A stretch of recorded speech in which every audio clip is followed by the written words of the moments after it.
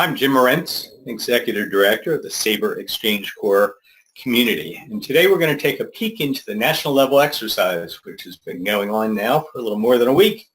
And we're going to focus on a very small part of that exercise, but one that we think is very influential, or should be influential in real emergencies as well as in the simulated exercise that's going on. And that focus is getting businesses back in business faster. The exercise itself is taking place in the Middle Atlantic states, and what we're going to do is take our look at it, the business community look at it, and how information is shared to speed recovery, because business means recovery. I'm going to describe how things are being played in national level exercise in 3 different ways that you see there. And then we're going to go day by day since last Tuesday through last night with SABER and the national level exercise. And then take a look at tomorrow, not just tomorrow in the NLE, but tomorrow for SABER in all different types of hazards. So the question is, how can business help government? Isn't that a little twist? Usually it's how can government help business get back in business faster? Well, there are ways that business have to organize in order to help government help them get back into business faster. So let's say there's a hurricane coming, although it's any kind of an emergency. What do you, as the business person, want to do most? Stay open longer and reopen faster. Very straightforward. People don't operate 24 hours a day in order to miss people. They're there 24 hours a day in many stores in order to make certain that they get every possible customer. Staying open longer, reopening faster is the absolute bottom line for any business. And what's it mean when a business is open? Well, it means that the community is operating. The community is recovering. If a business reopens, people have jobs. People can purchase supplies. You can go to a convenience store and get water. All those things that make a community come back to as close to normal as possible, as quickly after a disaster. That's the whole purpose of getting businesses involved with sharing their information about what they're doing with government. SABER was founded by a large number of people who were concerned with the same issue. And that issue was, how in the world do we get businesses back to business as quickly as possible? Walgreens, state of Florida, came to me and said, what can we do using the XchangeCore information sharing technologies? They were joined quickly by, by the organizing group of Walmart, Target, Macy's, Boyd Gaming, Costco, Lowe's, Sears, all designed to do exactly the same thing. Stay open longer, reopen faster. Reporting helps local, state, and federal emergency management agencies accomplish that. And government knows that retailers are an engine for local recovery. So the mission emerged for SABER to influence government, but also to influence business-to-business collaboration so that the shared recovery priorities become harmonized to stay open longer, reopen faster. We do that through SABER by providing accurate and timely business status information. So some of you, I'm sure, have seen how SABER works, but we're going to take a quick breeze through there because I see quite a few new people on the call today. And we're going to focus on the national level exercise. The exercise began on May 1st, and the hurricane moved its way up the coast from the 1st to the 4th. There were some business closures in Florida as it swept in that way. And then on the 5th, it made landfall into the Hampton Roads area and moved directly into the National Capital Region and then on up through Pennsylvania. The maps I'm showing you here have been provided by Argonne National Laboratory, and they are estimates of electrical outages based on the path of the hurricane and the intensity of the hurricane. Electrical outages translates into an approximator of whether businesses are going to be reopened. There are other conditions, obviously. If someone's in a flood zone, while that there may be some electricity going into that census tract, which are all reflected here. If you're in a flood zone and your store is flooded, you're not going to be reopening. But for simulation purposes and even forecasting purposes of who's going to be open, this is a pretty good indicator. And if we go back, yes, we go back to this one, is electrical customer outages. Well, these are all done by census tract. And a census tract has between 4,000 and 8,000 people in the census tract. Someone can go as low as 1,800 or so. But if you think of 4,000 to 5,000 as the goal of a census tract, and we look at these outages, and we look at 1 to 500 people out in the green areas, well, that's at the top, 500 of 5,000 people in that census tract. So maybe a 10% chance that the businesses are going to be operating.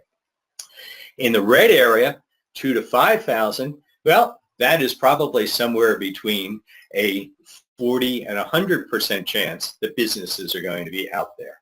So from a simulation purpose, this is a very good way to be able to estimate the type of business outages that we might be seeing. And that's what SABER did as part of its simulation center preparation for this, with our many members who are using the simulation center to play in the national level exercise. So how do we play in that exercise? Well, it's the same way SABER works. I mean, if you go to the SABER map now, it's the same map, the same place as any type of an emergency that SABER would be supporting.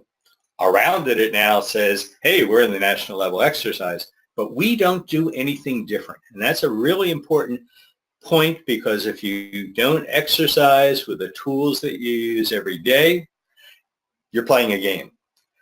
Build, exercise, and execute using the same tools, and SABER does that.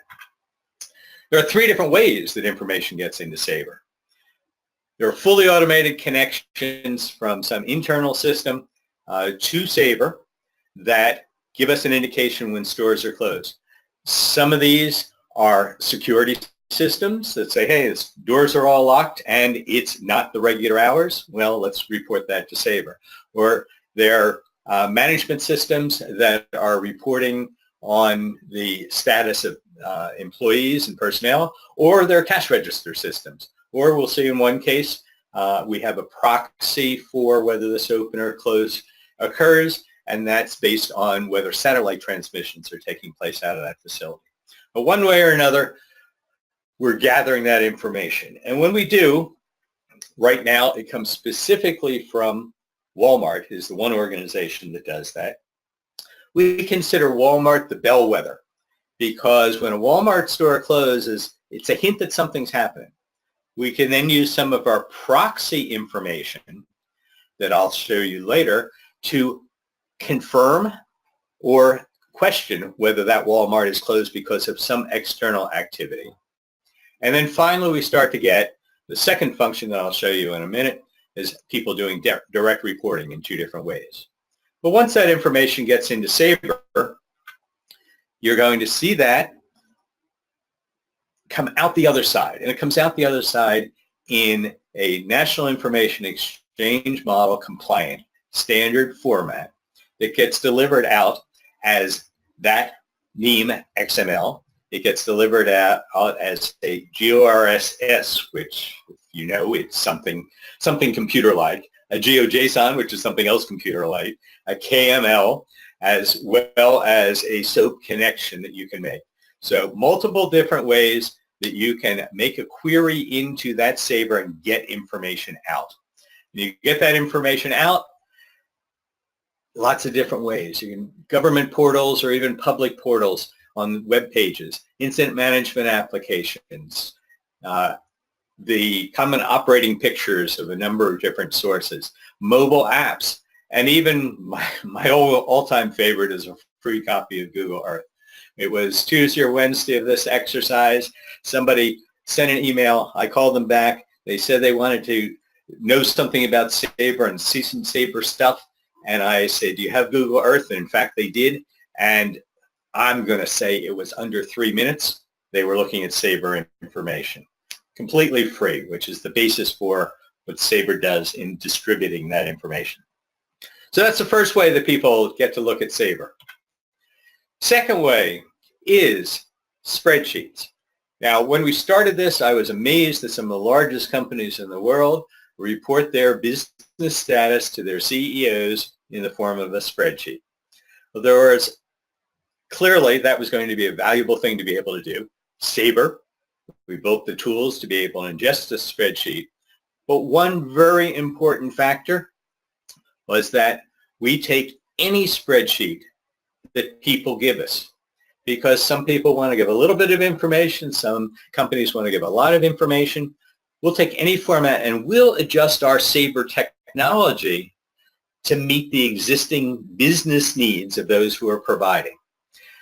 That has allowed us to do a couple of things. That's allowed us to work with business emergency operations centers who collect their information from a number of businesses in the state, ones that might not find SABER or be part of the national footprint to be able to do SABER. But the Business Emergency Operations Center is gathering that information by phone or email about the status of businesses. They can create one statewide spreadsheet of all their member businesses, go in there and change the status, and as quickly as you can imagine, upload that into SABER. And they end up with the same result as that automated connection. That result is information goes out the other side in all those different standard formats, so all those different sets of tools so people can see it. The third way is an evolving way that we've worked with a company called Spot On Response to develop a mobile app that does business status reporting. And that mobile app allows somebody to just sit there, touch a couple of items on their phone, find their company, say it's open, closed, and we're doing some very exciting experimentation with that today and during the exercise with small companies that are down there that don't have enough companies to do a spreadsheet, certainly aren't going to do an automated status, but they see value in the mobile app for their managers, their executives, and even their employees, because you can give the mobile app out to employees, and employees can report on their status, so you know whether employees are coming to work, which allows you to say that you are going to open the business, which allows you to tell your management you open the business, which allows that to go onto SABER, which allows that then to get pushed out to all the other sources of visualization of SABER, so that you're able to provide that information right from the people walking to work, literally. So that's the third way, and I wanted to give you that review for those of you who have seen it before, and that introduction for those of you who are new. And let's now look at that whole picture. Automated, spreadsheet, mobile app, turned into national standards and international standards, really, and delivered out to anybody else. So you note there that while there's a SABER status map on the SABER website, SABER is status data.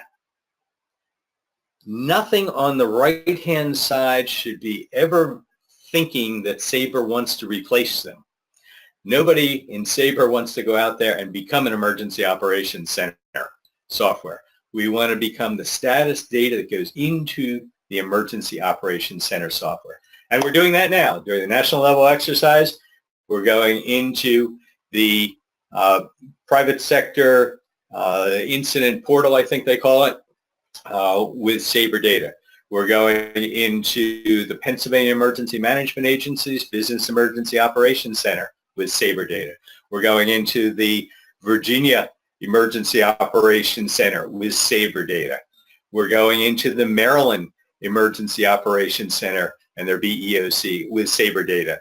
And Maryland BEOC in turn is using the spreadsheet to update local businesses into SABER. So we're gathering not just the national footprint that SABER has focused on, but regional businesses supported through the Business Emergency Operations Centers of the states. So let's take a look. Some of these pictures were in the email, but you'll be able to see them better here, and I've added others.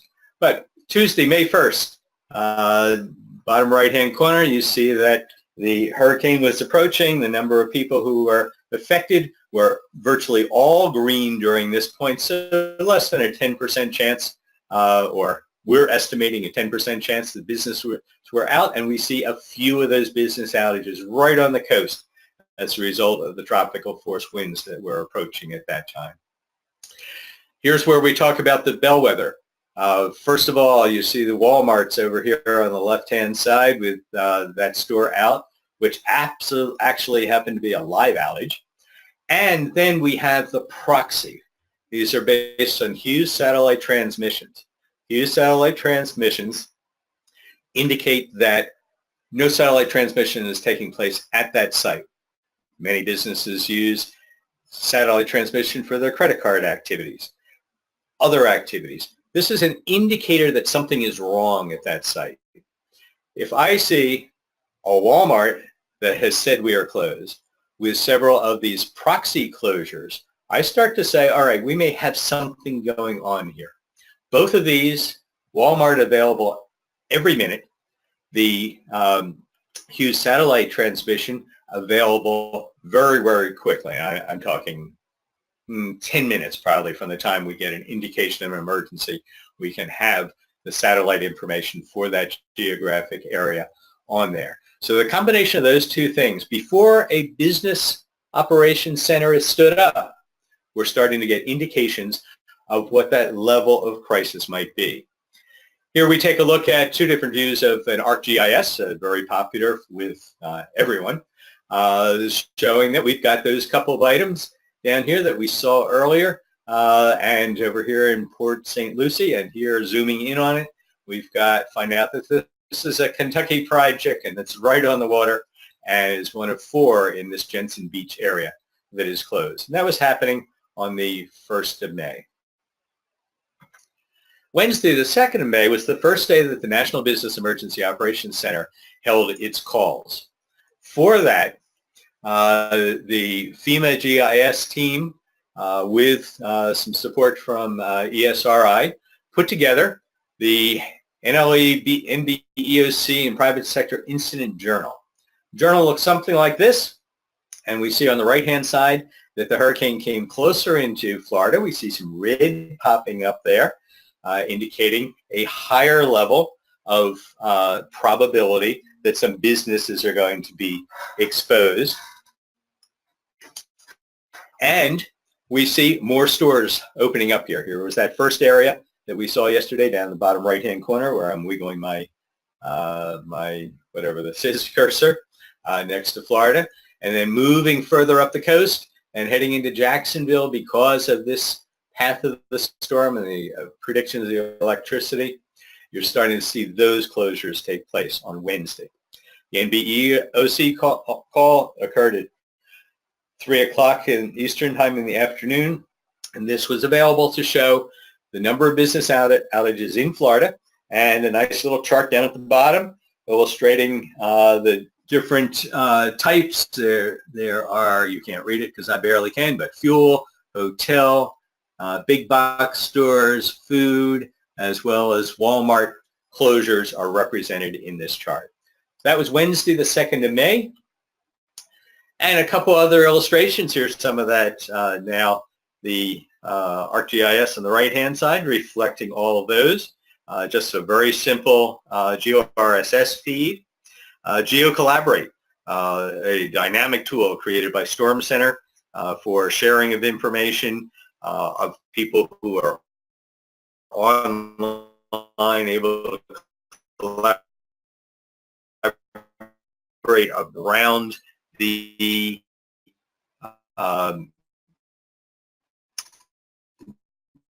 data that's in here. And here again, these are little GeoRSS symbols. Quickly during that time, we also have a spot-on response over here with a little pop-up showing that that's a BP oil. Down the left-hand side, this is Palmetto Vision, which is a cloud EOC implementation from the state of South Carolina. And here you're able to see they've got SABER indicators for unidentified stores, but where Walmart exists, and you've got 4 or 5 Walmarts there, we're able to actually pull that icon up so you can see it. So number of different applications taking place on that Wednesday. Now moving over to Thursday, here the hurricane started to head out. Nobody knew whether it was going to go up the coast, turn inland, or head out to sea. And we start to see some of the Florida stores start to close. And nobody knows whether that was just a little problem. You see the electricity is being restored a little bit down the left-hand side. And our simulation, particularly down here on the this area, can't really see it, unfortunately, because of this pop-up. But where there were 5 or 6 in that Port St. Lucie area, there was now 1, I believe it was.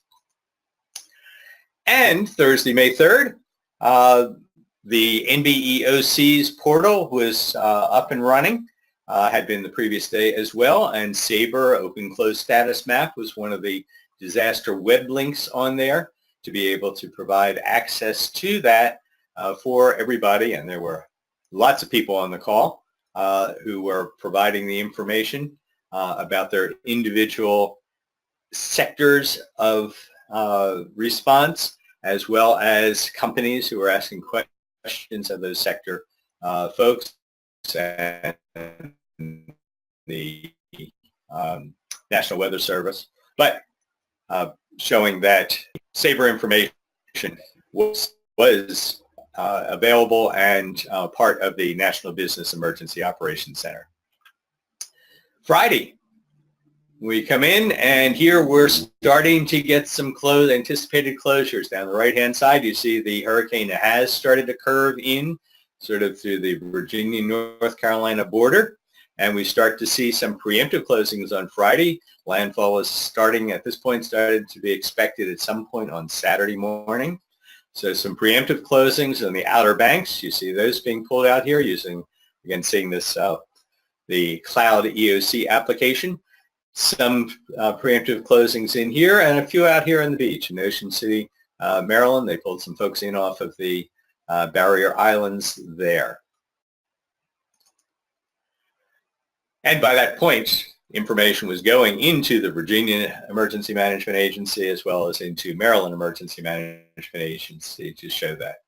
And here are some more illustrations of, on the upper left-hand side here, we see we still have things going on in Florida, but now we've also jumped up and have that same information here in the Delmarva Peninsula and the North Carolina area here on ArcGIS, and these two showing different views with this close-up of the Outer Banks in North Carolina and those stores that had closed, hotel over there, a couple of pharmacies and restaurants. Saturday, May 5th, this is the day that it happened. And the exercise actually took a pause over the weekend. Simulation did not play, although SABER continued to follow the plan and deliver information throughout the weekend. But here the landfall was in Hampton Roads, major wind, electrical outages, and you see lots of these hitting. There's the brightest red area, a couple of them there, orange areas over there, indicating that electricity was out.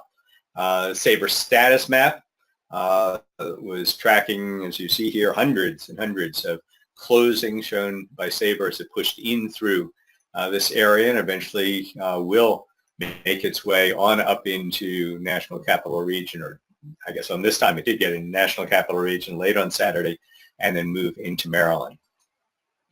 Here taking a look at 4 different views of in the upper left-hand corner, ArcGIS Online, from the North Carolina area up in the National Capital Region. Google Earth on the right-hand side, focusing more in the National Capital Region, a little pop-up here of a, what is that? That's a BP oil. Here on the spot-on response, taking a broader look at that as it moved into the NCR, and then a focus on the Washington area in Cloud EOC. Sunday, again, not an exercise activity day, but in order to move things along, SABER continued to follow the scenario. And we start to see some of the bright red, if we look down here in the left-hand corner, some of the bright red in the Hampton Roads area was already starting to disappear. Still, obviously, lots of flood damage and all the rest of it, but some of the electricity was going to go back on, which actually resulted in a simulated reopening of a few stores down in that area, although you'll see it's still a pretty intense area in the Cloud EOC application there. On the right-hand side, Google Earth again, that is pointing at about the, getting close to the Pennsylvania border there, and we start to see that things are moving up into Pennsylvania. And actually, on the Cloud EOC one, I'm moving my cursor across the Pennsylvania border. So by Sunday, things were starting to hit into Pennsylvania, where it was only a tropical storm, but still storm force winds of about 40 miles an hour or more. And here's some more views of that. Here on the left-hand side, spot on response in its mobile app configuration, pointing to the entire area. And we see that there were even some closures in New Jersey as that storm swept in there, but just very temporary, as we'll see. The Maryland Delmarva Peninsula was hitting some, few in Delaware, but the storm really, its thrust was directly up in the National Capital Region up through Pennsylvania. Here we see a little more detail on National Capital Region on the upper right-hand side. And here looking to the north up into Baltimore and Washington, D.C. area in the center on the Palmetto Vision Cloud EOC application. Monday then was the next full day of exercising, and at this point there were hundreds of organizations, thousands of people participating. FEMA actually relocated out to Mount Weather, its secure site out in the Shenandoah Valley, and you see here some pictures on the mobile or on the web application. The extent of what's happening. But if you note in the bottom right-hand corner, as we start to see the track pass Monday and head actually into central Pennsylvania by late on Monday, we're starting to see electrical outages happening. Much more green here than it was the day before up to the Pennsylvania border, and that's where the outages are. So we see still a decreasing number of closures down Hampton Roads where the direct landfall was. They're going to be recovering more slowly. In the next stretch up into the National Capital Region, this number has declined by about 50% over that period of time. And if you look out in the Maryland area where there were originally some preemptive closures, these have now all reopened with just a couple of low-lying areas as what you're going to see on rivers, inland rivers, and Annapolis, Maryland, a few places like that, which are no longer forecast by the electrical outages where they may be restoring electricity, but more by flooding and wind damage from the actual event. The phone over here on the right-hand side is showing a different look. This is a phone that's being used by a single business. That single business is using the app to report in their status of both their people and their businesses. And this is how the mobile app and a business application works with SABER. SABER is interested in what the problems are. So these businesses that are open, as seen here by the yellow, those businesses are not reported to SABER. Only when a business goes into a limited hours of operation or a closure, which you see here, the red icon that's showing up here and the red icon over here. Here we've got that dark gray icon, which you may be able to see. What did I just saw one of those? Up here, there's both a red and a gray one. Both of those are showing for the business their status, but under those conditions, the rules of the SABER XchangeCore say let's share that out with everybody. So right over here, and you're not going to be able to see this, but right in this area, you're going to see the Miller Miller and the red one there, down right above the blue lines there, are the closures. And you see over here, since I have located this by distance from me, I'm seeing the Miller Mart closed. There's a CVS that's closed. There's another Miller Mart that closed. And those correspond to these two Miller Marts. All of these open stores don't make their way to SABER. We're not interested in understanding what's good. SABER is used to predict and show what's a problem. So there's the way, two different ways in which this mobile app is used for business purposes, and then whatever the business wants to share with SABER becomes shareable to them. So continuing on Monday, a couple other issues. One on the left, I think this is a really good image here. Shows you all the organizations participating through the SABER Sim Cell in the exercise. You've got Macy's, Costco, British Petroleum, Dick's Sporting Goods, Target, another Costco, Lowe's, Walmart. This is a who's who among business restoration priorities. You want to get your food, you're going to go to Costco. We want Costco to open up so that the convenience stores can open up and the restaurants can open up who get their supplies from them. When we have the convenience stores open, we no longer need to have the large droppings of water because water is available at the convenience stores, and when their supply chain is working, it begins to show the community recoveries. Macy's out at Lake Forest Mall, that one was closed during this last stretch on Monday. I believe if we take a look today, it's probably open. But just wanted to focus on all the different groups. Over here, the view with their icon showing up on the map. You see lots of Lowe's that are all up into Pennsylvania and providing that information. On the right-hand side, same things in ArcGIS Online. And then finally, my favorite free copy of Google Earth. So you see the extent of participation through the SABER SimCell into the national level exercise.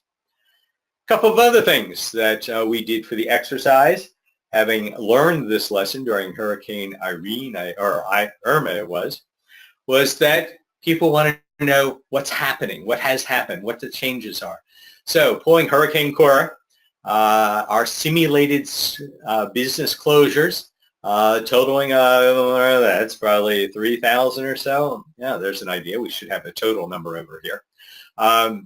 But we got 1,200, 2,000, 3,000. Yeah, better than 3,000, heading for 4,000 perhaps, of total businesses that SABER was monitoring.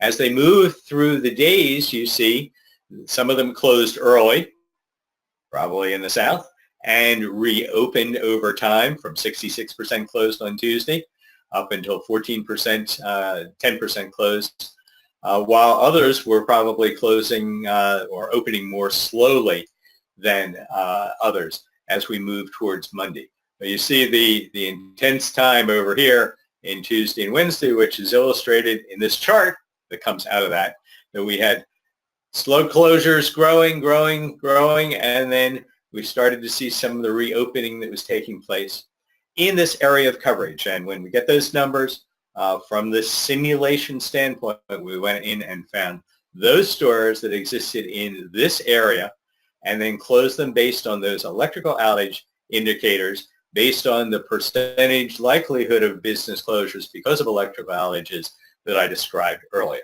So that's the way you build a simulation, is you've got really smart people at Argonne National Lab using really smart people from the National Weather Service, marrying up the track of the hurricane, the force of the winds, the electrical systems there, and then we can take that and use that as an indicator of some likelihood about whether businesses are going to be open or closed on those days.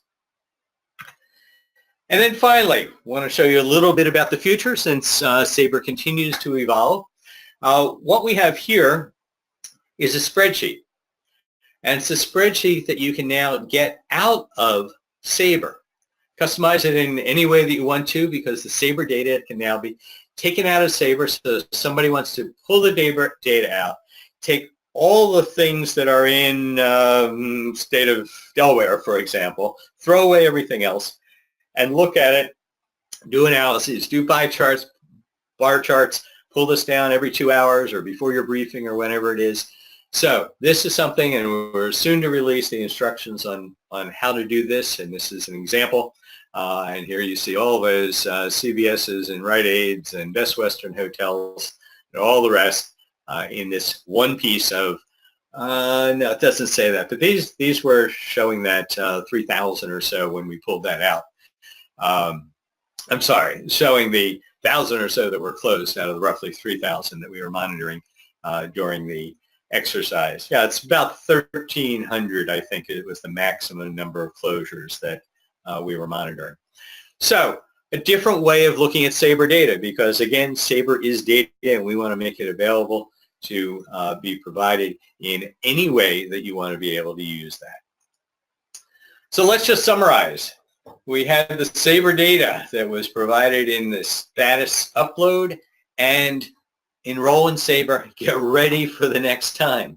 It's hurricane season's coming up. Wildfire season is always there. Hawaii's volcano season happens to be in full bloom right now. SABER data available for any of that, open, closed, or any type of limited hours at your option. Prepare the spreadsheet. It's the first way to be able to do it.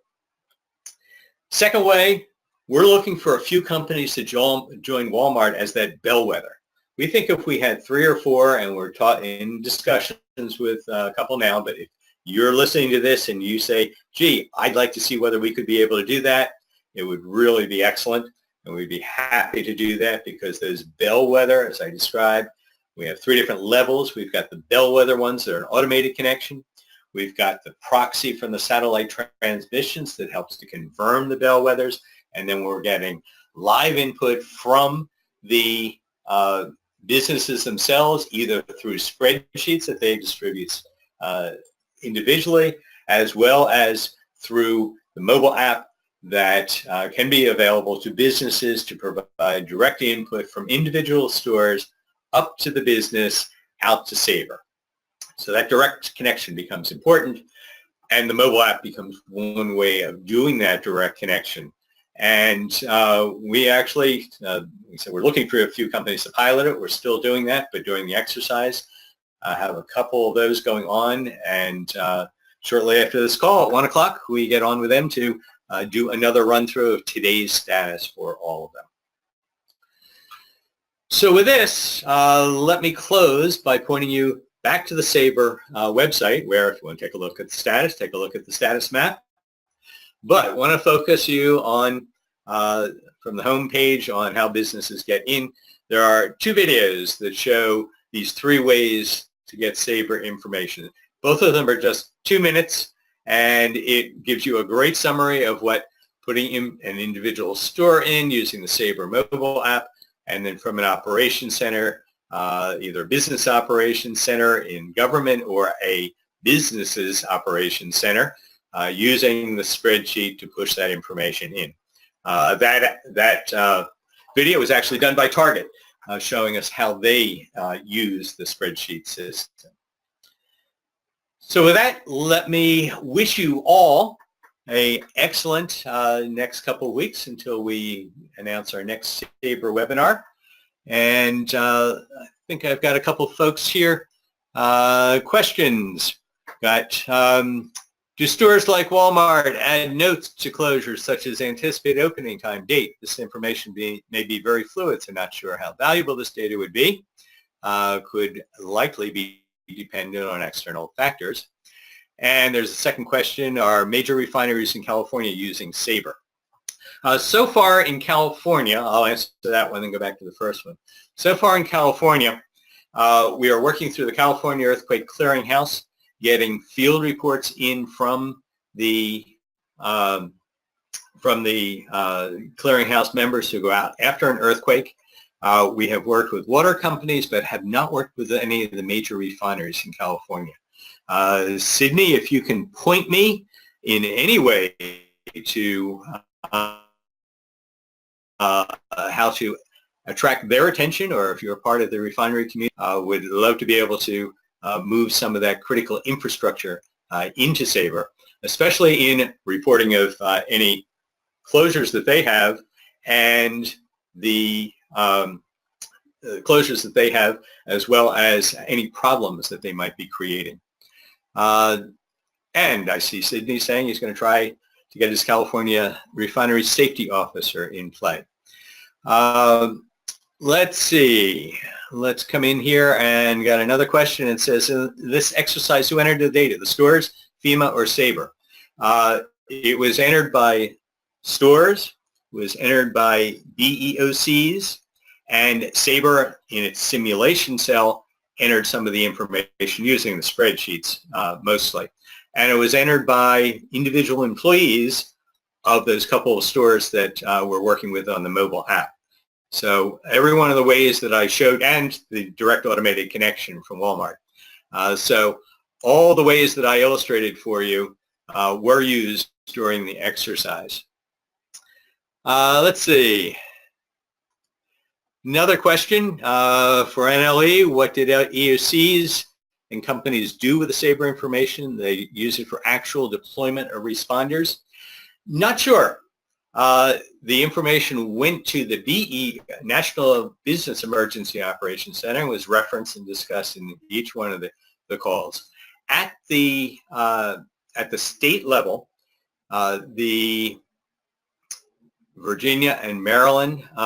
Maryland's play day is today, or Virginia, Maryland's play days were today and tomorrow. So they are the ones who have activity going on today. So that's a very good question. And when we do our after action report, we'll be reporting that out. But how they're actually using it, don't know. Let's see, Sydney, how about if I get back to you on that? We think the Spot on Response app would be right for everything because it connects into SABER and is a very valuable tool. If you'll give me an email address, although I think I've seen your email before, we can talk about it. And then let me go back to the first of those questions, make sure I didn't miss anybody, about do they add additional information? That's up to the store, and they add additional information when they want to. It's a great way to be able to say whether there's a generator operating, what your utility status is. They've put in pharmacies that put information in about their drug supply and supply chain. Right now, that has been all left up to the individual providers of the information. The current project of SABER and what we hope to be doing over the next year is we have a draft best practices document that lays out the best information that we have to be able to provide that kind of information and get more for the organization. And we're experimenting with that right now. And actually what I'm going to do is, let me take a minute here and let's pull up a SABER and let me just show you what we're experimenting with, since that's a really good question. And let's go in here and take a look at Spot on Response. And this is, yeah, we're saying we got some people, other people here on the app. You can see that those come, and when we pull the information up, it'll be here in a second. What we're going to show you, there are all the different things and all the stores that are down here, just like you've been seeing pictures of. But let me show you the working model that we have for all of the, and let me make this a little bigger, working model that we have for the best practices, the beginning of the best practices draft document, is to focus on problems, not status, because if things are going well, it's going to be very, very difficult for businesses to take their time to report in on what's going well. So what we did was focus on problems and try to get the information from the people who know what's going on. And then that comes from businesses and is translated then into what government needs. So taking a look at this one, do you have problems with your operating status? They don't have to answer this. Nobody answers it. That means there's nothing going on. But they're also going to tell us, I'm closed today, I have partial operation, closed 2 to 3 days, 4 to 6, more than a week. These are particularly important indicators because research tells us that a business that's closed 2 to 3 days has a good chance of recovering. Small business closed 4 to 6 days, depending on the type of business, is going to have a struggle and will probably need some additional support to be able to do that.